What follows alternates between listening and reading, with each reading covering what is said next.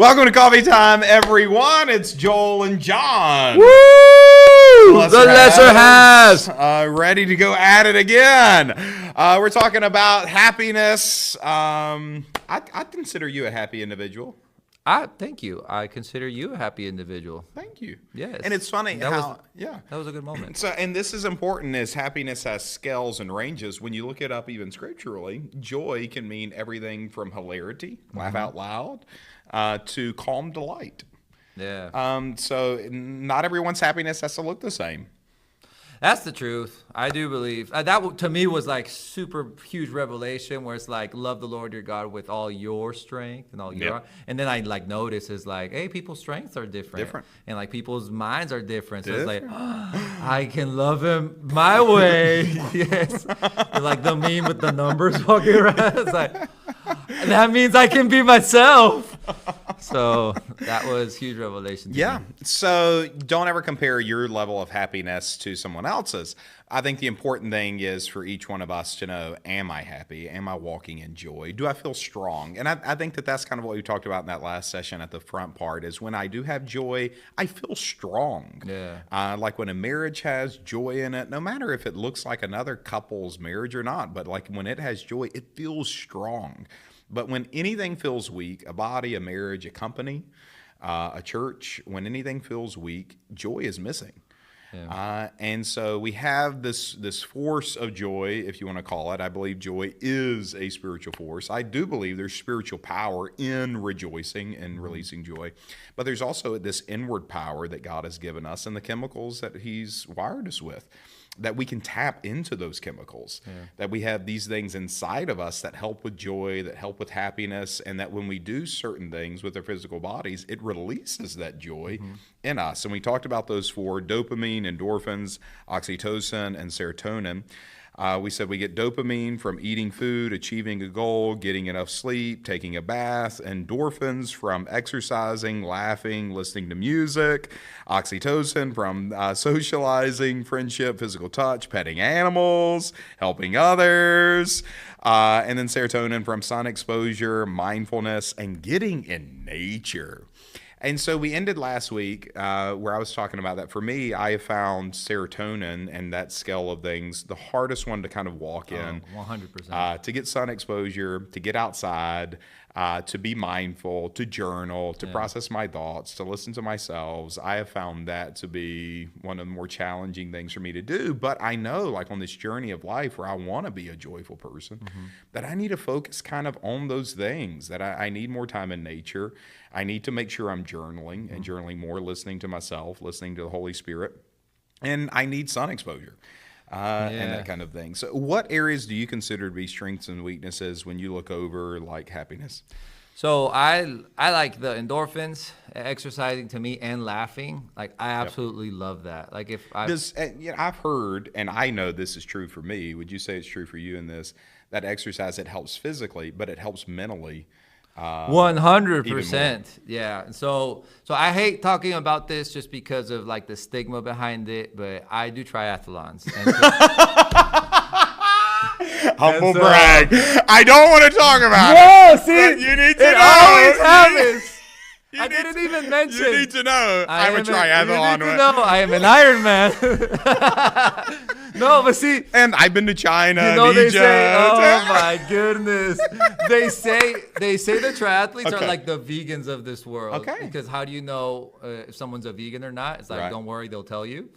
And so I don't eat meat. And so exactly. It's like, and so triathletes are the same way. But all that to say. Set that aside. Yes, humbleness back. When I did my last Ironman,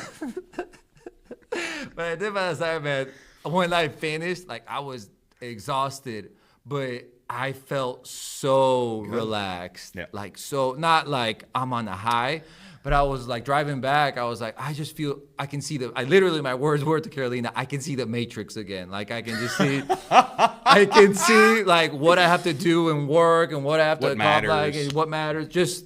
It was like so eye-opening. It was wonderful.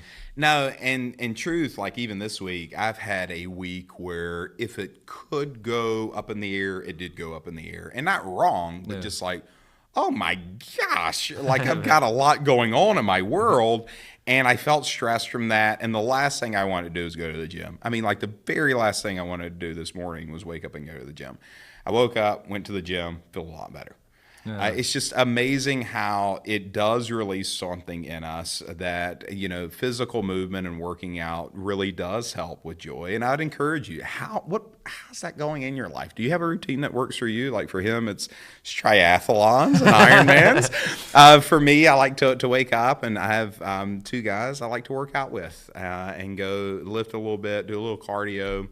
Those kinds of things. But it helps me mentally, I think, even more than it helps me physically. Oh, so what else do you see you're pretty good at? So the exercising, laughing is probably what I'm good at, and then the dopamines. I absolutely love to eat something that is delicious that I know I shouldn't eat, which is also why I exercise, so that I can eat. Like that's my mentality behind it.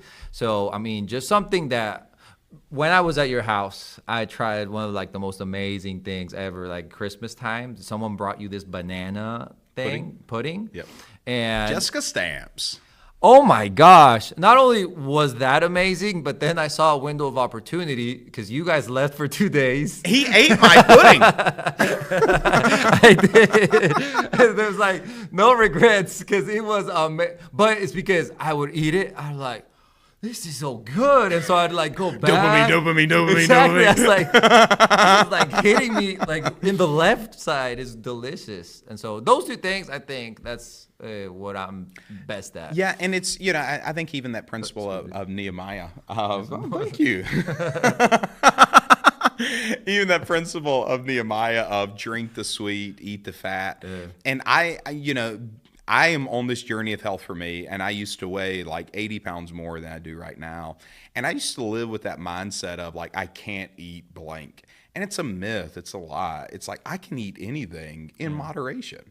It's I can't eat that every day. I can't eat, the whole pack, but I can eat that. And I think that's one of the paths of freedom of there is a reward center with certain types of things, and that should be reward. It shouldn't be something that's common, but it should be one of those things to celebrate. Eat a piece of cake. Yeah. When you reach an achievement, I heard have you say, one of those moments. I heard you say in one of your messages, at some point, you said, I know people say that, nothing tastes like how skinny feels, but it's because you haven't tasted what I've tasted. I was like, oh, right. That just hit home. I was hey, man. But out of me, or for me, one of the things that it's ridiculous how much joy I get out of this. But I have a list of goals I want to achieve every year. And a lot of those goals are very easy to hit only for the sheer fact, for instance, for Christmas every year, Pep likes a puzzle. So one of my goals is to find a great puzzle for Pep for Christmas. And every year I get to mark that off, and I'm looking for, and I'll find it's like a $20 expense, but something as simple as $20. There's pleasure that's released literally when you mark something off and be like, I got that done. There's a rush of accomplishment. And so I think people live a life of setting too few goals and reaching them. And if they would set some more of today, by the end of the day, I'm going to call them, I'm going to write that down, and I'm going to mark it off when I do it. I'm going to do the first part of my day. It makes the day better. There's this book called Make Your Bed. And it's by this general who's you want to turn your life around? Every day, make your bed and be I got that done. Because it's this start your day with this feeling of accomplishment. It actually releases a sense of joy within you. So for me, achieving a goal, I do get enough sleep, and I think a lot of people struggle with that. But I'd encourage you to go on a journey to fix that. But getting enough sleep releases chemicals in me. And that type of thing. Feel that so I personally had to kind of rewire myself to finally sleep what I needed to sleep. Yep. And I had to go in and read how to disconnect. There was what worked for me was the 3-2-1 method. 3 hours before you go to bed, no more work. 2 hours before you go to bed, no more screens. And 1 hour before you go to bed, you start just to disengage with life and just have to get in, because if not, I will keep thinking constantly. And so I needed to have that routine of all right. And I mean, right now I'm not doing that.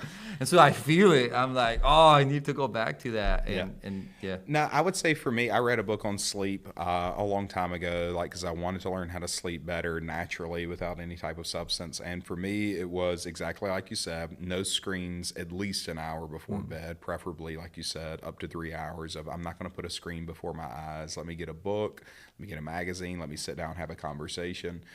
Number two, in my bed, it's the bed's for sleeping. I don't watch TV in my bed, but that can be one of the dangerous things for people. Is in their bed they watch a lot of screens, and so their mind subconsciously has this idea, like when I'm in bed, I'll do this besides sleep. And that's not healthy. And so out of that, train your body. Like even if you can't fall asleep in bed, don't stay in there unasleep. Get up and walk around. Go to a different part of the house to do some of those things. And train your body. When I'm in bed, I sleep. Change the light level. Try to get it as dark as possible. Change the temperature level. Try to get it as cold as possible. Pep took that one literally. She took that one and ran with it. She did. And then I could see my breath in the mornings. I was like, what is happening? John lived with us. So clarification. Yes. As I would stare at you too. We had a guest room. So, but out of that, temperature and then sound. So we have, when we introduced white noise into oh my gosh, into a lot of people's lives. That's true. It helps so much because, our body is trained, like when we slept out in the wild as humans, like our ancestors, to wake up if I hear a wolf approaching to make sure I don't get eaten. So a crack of the branch or things like that. And our ears pick up things that we don't know it picks up. It can pick up a horn 2 miles away. Like somebody blew their horn and our ears like, what's going on? And so it wakes that kind of part of me. So if you have a constant noise, it kind of drowns that out. One little testimony on the white noise. When we were in Colombia recently, Carolina's brother just had a baby and he hasn't been able to sleep. Like he's got like all these problems and stuff. And Carolina now brings with her the white noise maker because it's just incredible. Staple. So put it to the baby fell asleep. And so we had to give it away because Carolina's brother was like, can we keep this? But I mean, it was wonderful. So in the 2 minutes we have left, or we can go a little bit longer if we want, but I know for me, and this is interesting, one of the things as I read about these things, it's important to be well-rounded, that you don't get overly dependent upon one. So like my body feels this need to get happy, let me go to food. It's like, well, you can go to food and that releases dopamine that can help with those things, but you don't want to go to it so much that you become dependent upon it. And I've met people like even with exercising, they went off the cliff with it. Like they enjoyed it so much, they forsook family, socializing, like all those types of things, physical touch. People have taken that off to another level, socializing, sun exposure. So you want to live as well-rounded as possible, everything in moderation. And that type of thing. And so I would encourage you to look at these things, and maybe they can put them on the screens. I don't know if they'll be able to kind of like do that. But right here, it's probably more like down there somewhere. So below us in the lower thirds. But once again, for dopamine, which helps the reward chemical, set a goal, cross it off. Reward yourself, like when you reach that goal, maybe reward yourself with something that brings you pleasure to eat. Get enough sleep, take a bath. Endorphins, exercise. This is the painkiller. Going through a painful season, exercise. If season in life is getting a little painful relationally, exercise. Laugh. A merry heart does good like a medicine. It relieves pain. Isn't that interesting? Like how scripture was ahead of its time. A merry heart does good like a medicine. Laughing is the part of us that releases endorphins, which helps with pain. And that type of thing. So if you're going through a painful season, get around people that make you laugh. I think even emotionally, like the pain that you might have, like laughing just sometimes kind of like soothes those moments. And so for us, like living with you guys was that, because at the time we moved in, we were like going through like this heavy moment. and to just be able to laugh every night and just like play Wii and just like have fun. And so it's like all these endorphins were coming in. It was wonderful. Yeah. I'm going back. If Carolina doesn't come back. To see John sitting there on the front porch. So laughing and listening to music. And that is one that I've seen I need to do more of, to just sit in a moment and in a room, turn off the phone, unless it's the thing playing the music, and listen to music and just have a moment in the presence of God or in the presence of music that, lightens you and brings you joy.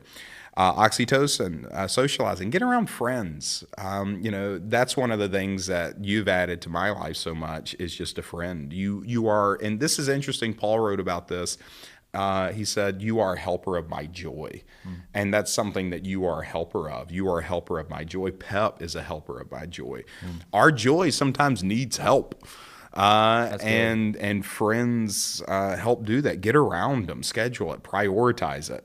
That's one of the things even in our relationship. It's like, I'm not seeing you enough, John. Y'all come over, eat a meal with us. Let's have a Colombian night. Or whatever it may be. And then linger for 4 hours. Yes. And then I'm like, the visitors are tired. So physical touch. Petting an animal, like there's therapy dogs for that very reason of like this dog brings peace and that type of thing. That's why during quarantine, like all the shelters were like without dogs. Yeah. Everyone was taking them, getting their oxytocin on. Indeed. And then lastly, and we talked about this one a good bit, the serotonin. Get in the sun, not too much that you burn. Once again, everything in moderation. But get in the sun, get vitamin D, journal, be mindful, listen to yourself, and then get in nature. Take a nature walk. Go, for us, we have a body of water called the reservoir. For you, where you're watching from, maybe it's a river or you have mountains. I wish we had mountains. That would be something that'd be fun, like to get on a hill or a mountain and kind of look at nature, but have some of those moments where you get in nature and that sometimes, and we'll close with this, but with Psalms 23, I think we read so figuratively that we don't take it literally. Like he lays me down in a green pasture. Yeah. He leads me beside still waters. And maybe that's exactly what some of you need to do is like go find some still waters and sit by them. Like not figuratively, literally. Go get in nature and let the Lord shepherd you in nature and get out there and kind of encounter him. I think nature speaks to us from God in a way that only it can. Yeah, it's incredible how soothing it can be just to like see a sunset and stuff like that. Like without trying to get weird about it, but just being there. Like that's right. It really is soothing. Yep. So yeah. So I like one thing that you said at the end, like people get addicted because they're only focusing on one thing. But if we're just well-rounded, like I think that's the way God intended it. Healthy. To be. Yep. So how about we make some people laugh and help them with this by doing a dare that you lose and have a punishment that is like you being chased by a wasp. I saw like this massive bug. Oh, I didn't even know what kind it was. Like a massive bug this big on the way into church. And I almost picked it up for no other reason. In fact, I have it right here. Whoa. You're sweating. Yeah. Because I believe you. Based off that one time. Yes. But anyway, let's do a dare. Have some fun. Thank y'all for watching. We'll see you next time. All right, everybody, today, coffee time. We already tried this dare once. It didn't work well because we didn't have enough people. So we recruited some staff to help out with this. We're all standing in a circle, throwing eggs in the air. If you get hit, you lose a point.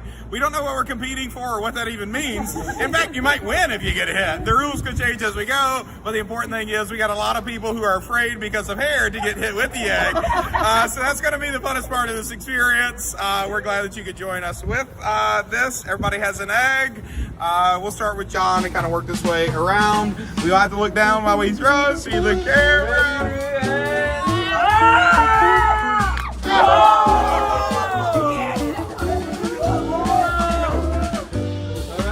All right, Megan, your turn.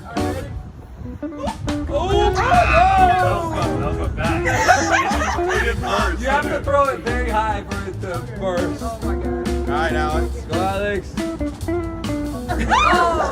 Attack yourself. High tap. Higher.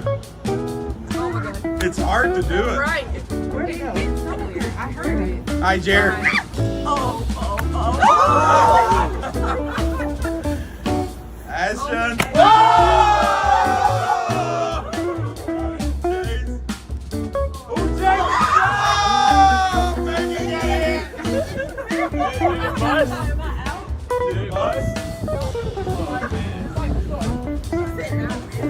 It didn't bust on you. Still in play. Okay. Who's up next? Okay. Adrian's up. Oh! She almost hit herself. Back up. Oh! I got Jared, right? Oh, we did great. Higher. That almost hit. All right, keep going. I got one.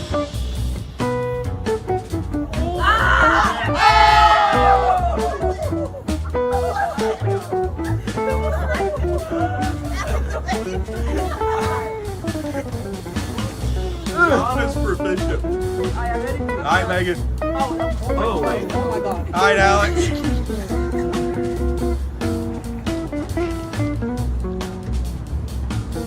Oh!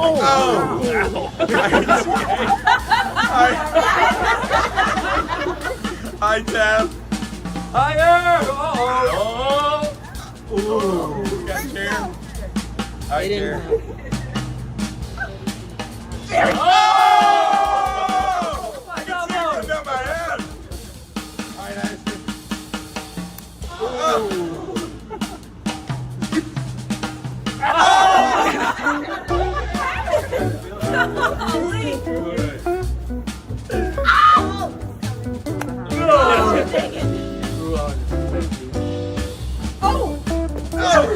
It almost hit me. I was like, no.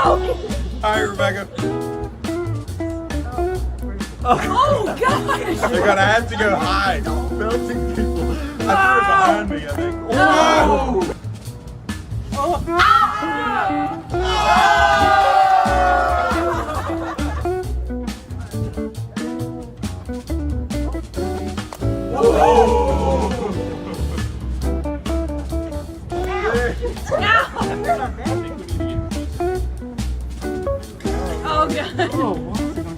I don't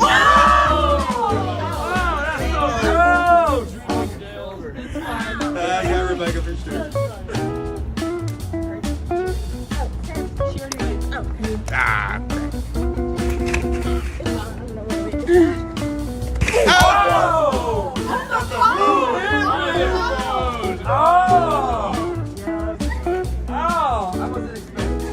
Alright, who's up? I got it. So nasty.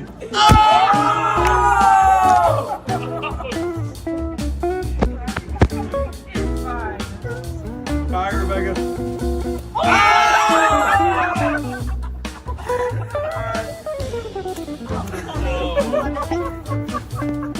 Guys, I see you looking over here behind you. Ready?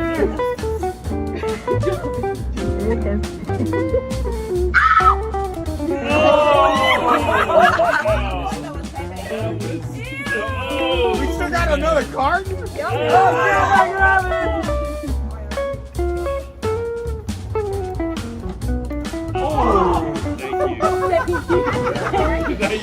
Welcome. Okay, Whose phone is this?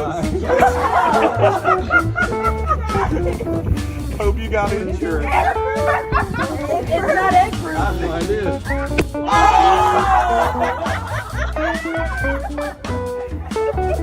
What the heck? It's like right through it. Hope it's got insurance. Whack.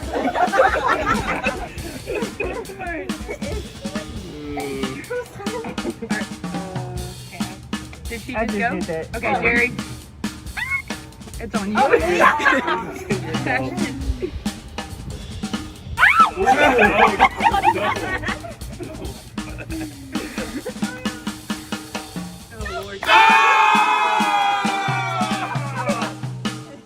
Have a lunch.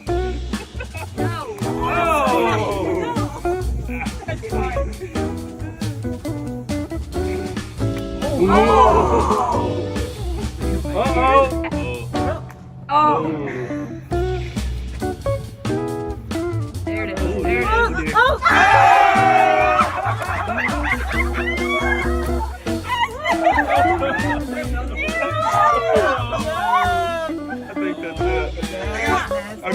Wonderful. Okay, we got some more. We got a good action shot. Keep hitting it though. Oh!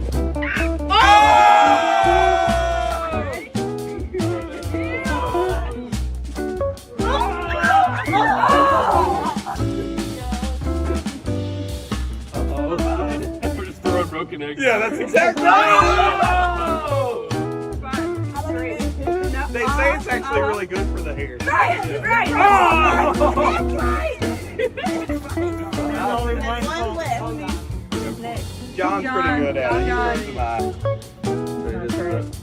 It's fine. There she is. No. Thank y'all for y'all's participation. Yeah.